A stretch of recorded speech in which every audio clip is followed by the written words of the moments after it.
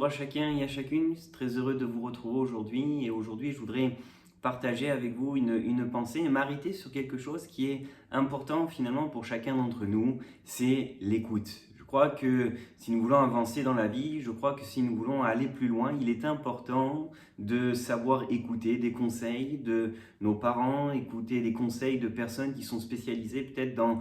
tel ou tel domaine. Il est important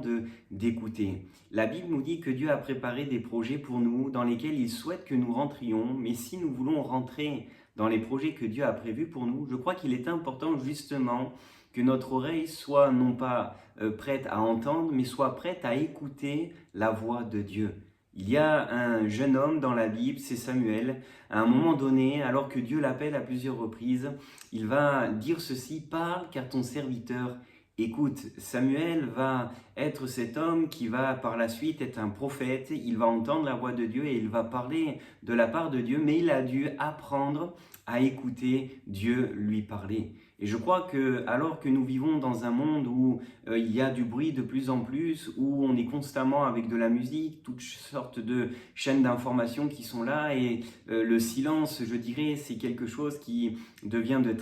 plus en plus rare dans notre vie. Je crois qu'il est important pour nous, en tant qu'enfants de Dieu, de savoir écouter Dieu nous parler et d'être dans une disposition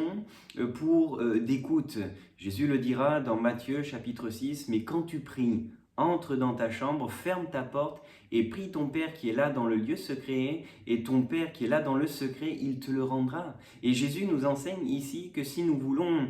écouter, entendre Dieu nous parler, il est important pour nous aussi de savoir nous mettre à l'écart, dans un lieu calme, dans un lieu où on n'est pas distrait par quoi que ce soit et que l'on puisse être prêt à écouter ce que Dieu veut nous dire pour notre vie. Et il y a ce besoin, il y a cette nécessité, alors que l'on vit dans un monde, et je le redis, qui est constamment dans le bruit, nous avons besoin, et peut-être que tu as besoin d'écouter Dieu. Tu es dans une